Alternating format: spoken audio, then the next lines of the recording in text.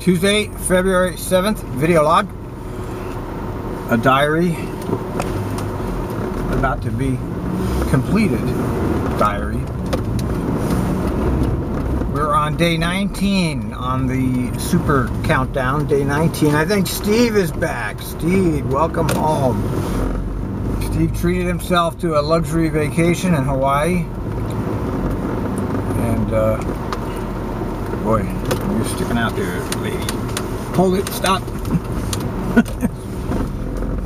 It's funny how a cute girl can get away with anything when it comes to a guy. She was a cute girl. All they gotta do is smile at you and it's like, okay, no problem. What is it about that? Why is that true? Why do women hold that power over men? It's very disconcerting. Oh, look at this, clear.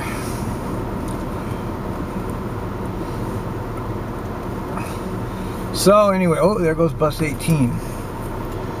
So what's the haps? What's the haps? Well, you know, I'm really a big supporter of the Facebook group that's D. Williams has gotten. But you know, I'm getting a little bit of a defeatist reputation, it appears. Oh, you're gonna have to wait, lady. You know, I don't mean to be defeatist, but I realize what we're dealing with here. It's not a matter of defeatism. It's a matter of institutional inertia. You know, it's not something that's easily stopped. You know, institutional inertia has a life of its own. And there's a 20 bus, 20 train run. And right behind him is bus 15, which we should... Come on, Mr. Washington. Yeah, you know, I always notice how they have all these buses coming and going at the same time. Like the 20 will go down Cedar Hills Boulevard at the same time as the 67. There you see the 15 coming down, going up Burnside at the same time as the 20. Why, oh why do they find it necessary to run buses together up the hill, on these routes? Especially in a place like Cedar Hills Boulevard where there's no, you know, later in the night there's not that much service there, but yet they have the 20 and the 67 running at the same time. I just don't get that, okay? I really don't. You know, I wrote something years ago about that. It's like, why don't you stagger these things out a little bit so that people can make connections or get more coverage on the area? You know, get more coverage on the service area there, you know? We got some kind of problem here. But no, these planners, they always know what's best for everybody, and you know, I just don't get it, man.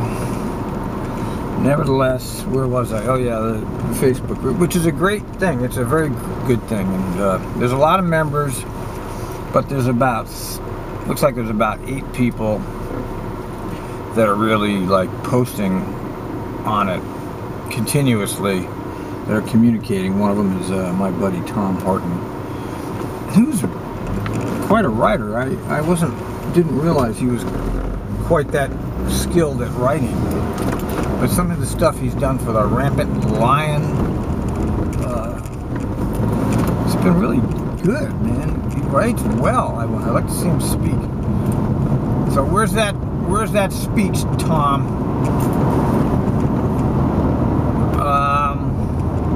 Yeah, you know, I just have my doubts that anything can be really influenced in the long run. I don't know.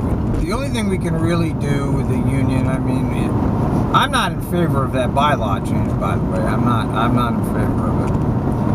Because it's a mandatory sentencing law, and I'm against all mandatory sentencing laws. I don't care what it is. You know, it's just a philosophical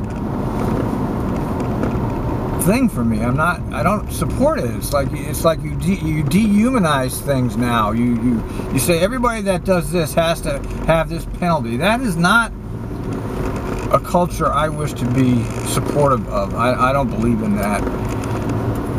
And that's why I've abstained from the vote, because it was, I knew what they were trying to do, and I supported the karma behind the action, but I didn't support the action because I don't support, and I'm also not happy about this continued persecution of John. I mean, this has to stop.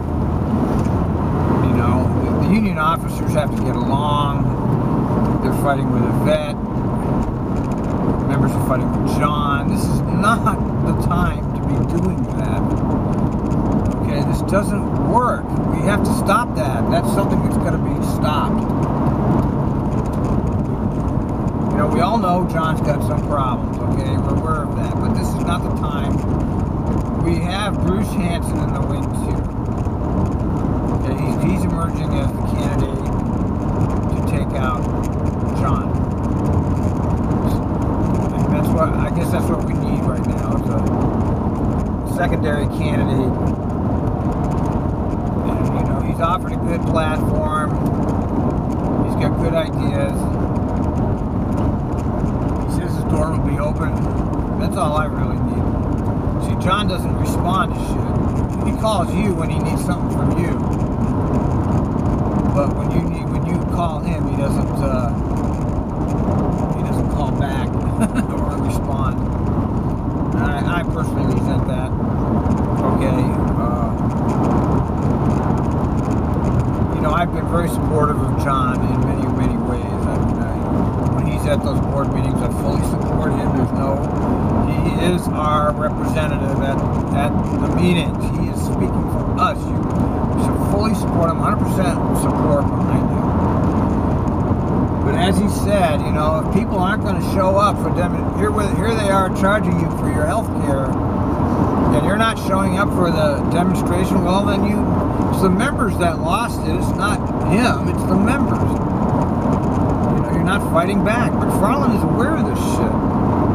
He knows the score. And here you have McFarland off in Austin, Texas right now, talking about how wonderful light rail is. So we're paying his salary and who knows what else, probably the whole thing, so that he can go there and advise Austin, Texas about the future of their mass transit system, when his own mass transit system is in shambles right now. But he'll say, well, 80% of the mass transit systems had to cut back. Well, I want somebody to go find those other 20% that were not hurt by any of this shit that's been happening out here. 20% of transit districts did not suffer at the hands of the feds or the reset. Who are they? That's who we should be looking at. That's who people should be studying. How did you do it? How did you find yourself sustainable? See, TriMet is not a sustainable enterprise. And he's saying, oh, we're going to be $17 million short, but yet, at the very exact time, he's got 10 positions that he's recruiting for. So he's growing the company at the same time he's saying they're $17 million short. Now, you mind telling me, somebody, how in the world does that work? Nobody pays attention to that. Nobody says, hey, there's something wrong with that picture. You can't be saying you're $17 million short and be hiring at the same time. It doesn't work. But yet that's what's going on right in front of our face. Now, why isn't the media asking him, why are you hiring all these positions when you're going to cut service and raise fares? Why are you doing that? What's the answer? Nobody's asking the question except me, and I'm some obscure blogger. I might have to go to the next board meeting and ask those questions myself, including Tiffany Schweitzer. Why do you think you should continue on this board when you have shown yourself to be of questionable ethics? Okay? Why isn't somebody asking that question? Well, I guess I'm going to have to go ask that question because nobody else is going to ask it. I'll ask her, see what she says. And I'll ask McFarland, okay, Neil, why are you adding all of these positions and then you're talking about cutting service and raising fares? How dare you? You think we're that stupid? What gives you the right to travel over to Austin to help them think about their transit system when your transit system is in trouble? What gives you the right to go over there and do that? It just doesn't wash. I mean, everything he's doing has questionable ethics. Does anybody pick up on it? No. It's just a bunch of obscure bloggers. Jack Bogdansky, who's really the #1 watchdog for everything in this city, really. That is the blog. If you're not going to read any other blog, that's the one to read. Is his, because he functions as a legitimate news source, and he's covering stories that are not covered by the media with the perspective that's completely ignored by the media. He should have a TV show, really, or something, because his perspective is very unique. Of course, it's one of the most popular blogs on the internet. I don't know why anybody outside of Portland would be interested. Well, I don't know why anybody outside of Portland is interested in mine. I get hits from all around the world all the time, too. I don't know why. I'm not sure what they're looking at. They're looking at something because it's consistent. Anyway, I wish somebody would ask some hard questions. Just once. Nobody does it.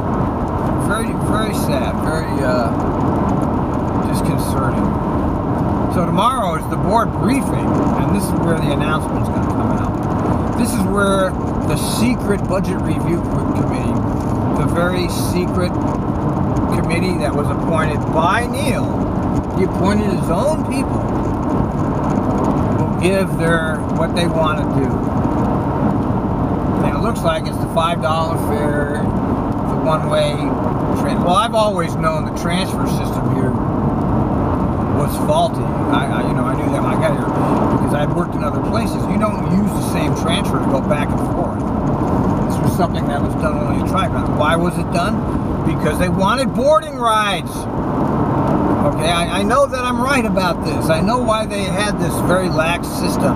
They wanted boarding rides so they could brag that they're the highest transit rider per capita. Only 12% of people ride TriMet. That's 88% of people not. It's a tiny, tiny minority. But he can say, well, I have the highest ridership per capita. Well, that's because you have created a system that allows a hell of a lot of freeloading. And now you can't get out of it without screwing people. Because you've offered all this free service, and now you can't continue it anymore. And so you're going to just screw the public. You know, it was the way it was set up. That's the problem here. They set it up as a loosey-goosey system. Now they can't afford it anymore. But do they do anything to change their financial perspective? No. They keep on hiring, they keep on growing, but they plead poverty. And I think their situation is a lot worse than $17 million. I really believe that. I think they're underestimating the problem. We know that unfunded liability is $800 million. Okay, we know that for sure. That's a definite. So, we know. I don't believe their statistics. I just don't believe them. They're very well known for fudging statistics and making up things to look one way when they're actually the other, and that's what they do. This is how they function over here.